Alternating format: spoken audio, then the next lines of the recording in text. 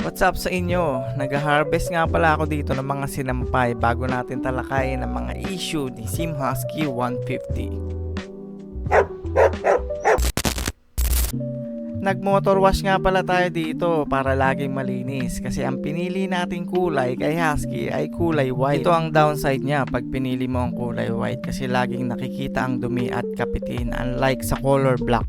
Dito sa video, tinutukan ko ng water compressor yung tank cover niya at ito ang aking nadiskubre. Although hindi naman siya yung major issue dito. Kaya lang nakakabahala yung pag-stay ng tubig niya dito. Baka kasi pasukin yung gas tank. Although meron naman siyang drain hole dito sa bandang upper left. Sinubukan kong paagusin yung tubig para mawala. Hindi naman siya yung major issue dito. Pero sinubukan ko na sa isang ADB at ganun din ang nangyari. Huwag nyo na lang siguro tutukan ng tubig pag nagmo-motor wash kayo para hindi pasukin yung loob. Ang susunod na issue ay isang pinaka-major issue para sa akin. Ang issue na to ay hindi mo pwedeng patagalin dahil pag nagtagal ay tiyak magkakalat ito at magkokos ng pagkabasag ng iyong fairings. At dito may napansin na ako na may maliit na crack dito sa bandang kanan ng aking fairings.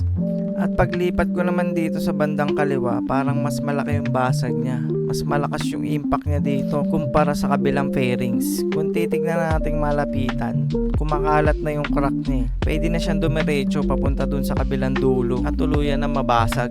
At dito naman, chinek ko yung rubber sheet sa ilalim na nilagay ko. At sa tingin ko, hindi niya kayang protektahan yung plastic na dumidikit dito sa bakal. Itong chassis na to o yung bakal na tumatama dito sa fairings ay hindi natin masasabi kung sobra ba yung bakal o mali lang yung pag-manufacture dun sa side fairings nila. Ito ang dapat itama ng Sanyang Motors bago sila maglabas ng mga bagong Sim Husky. Hindi rin naman kasi pasok yung warranty dito sa fairings o dun sa chassis. Kaya sa pagkakataong ito, ikaw na magre-remedyo sa ganitong sitwasyon. Ganito rin ang mga nararanasan ng mga taga Malaysia at ng mga taga ibang bansa. Ang susunod na issue ay ganun pa rin sa parehas na lokasyon. Ito ay ang tubig na tumitigil sa gilid ng bakal. At pag tumagal ito ay magreresulta sa pagkalawang. At alam naman natin ang kalawang ay hindi maganda sa chassis lalo na pag dumami ito at kumalat. At kinuha ko na nga yung barena para simulan ang pagbutas dito sa chassis.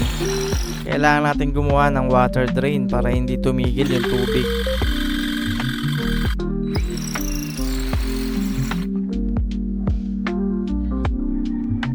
At dito na nga nabutas ko yung bakal dito sa bandang kanan. Basta tama lang yung drill bit na gagamitin nyo.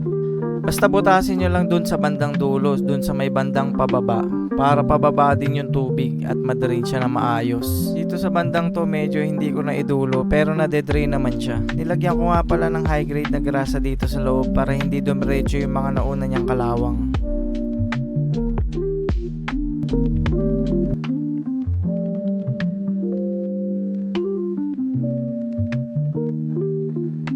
Nag-water test nga pala ako dito para naman makita kung tama yung mga pinagagawa natin dito.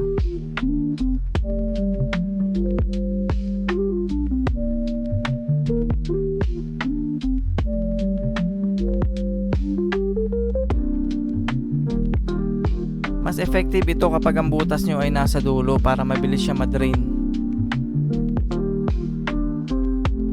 Binalik ko na nga pala yung rubber sheet na ginawa ko dito pansamantagal. Hanggat wala pa akong time mag-alis ng fairings. Kailangan kasi tanggalin yung handlebar tsaka yung fairings para mag-grinder mo yung bakal na kumakas ka sa fairings niya. Ang huling issue para sa video na ito ay fairings pa rin.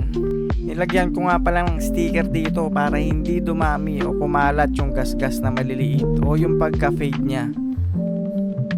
Nagfe-fade siya sa tingin ko dahil lagi siyang nakakaskas o pag mahilig kang mag-angkas, natatamaan yung gilid niya dito sa kanto. Hindi ako sigurado kung sa puti lang to nangyayari o sa mga iba pang kulay. Mahilig nga pala ako magpunas ng fairings dito lalo na kapag kulay puti. Pero hindi ito ang dahilan kung bakit siya nagkakaroon ng gasgas. Sa tingin ko ito yung pagkakagawa sa fairings niya at masyado siyang matulis at hindi siya medyo convex. At pag may umangkas sa'yo ay siguradong tatama yung paa niya o yung sapatos niya dahil alam naman natin na mataas si Husky.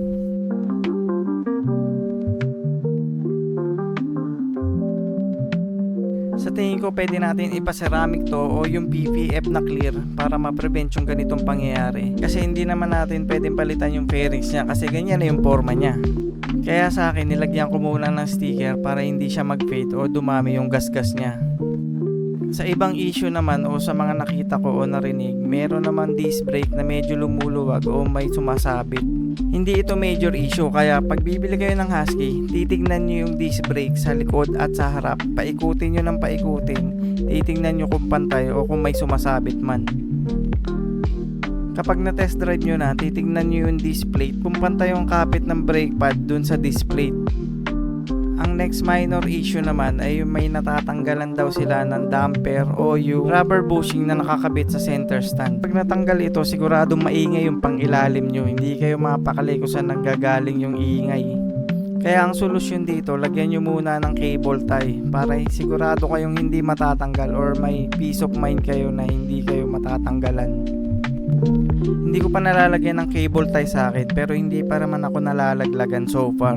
Ang dami ko na napupuntahan na lubak-lubak pero hindi pa ako natatanggalan ng rubber damper na yun. Tandaan nyo na sa lahat ng aspeto ay walang perpektong motor, mapakotse man o kung ano man yan. Kaya nga may tinatawag tayo na break-in period. Kaya kung may defecto o issue yung nabili mong Husky, pwede mo namang ibalik sa kasa yan at papalitan naman yan ng dealer na pinagbilan mo. Meron naman tayong warranty period na tinatawag at wag mong abusuin ang paggamit nito. Tandaan nyo na sa lahat ng problema ay may solusyon at tamang diskarte. Lahat ng bagay ay kayang gawan ng paraan. Bumili ka ng motor, di ba? Kaya kailangan mong pag-aralan, i-maintain o ayusin sa kalagitnaan ng pangangailangan. Magdala ka ng proper tools para kapag nasiraan ka sa kalagitnaan. Huwag kang maging kampante kahit bago ang motor mo dahil hindi mo alam kung kailan ka masisiraan. Tandaan mo na tayo ay nasa kalagitnaan pa rin ng break-in period. Hanggang dito na lang ang bidyong ito at ang aking susunod na serye ay pagpunta sa bagong highest point.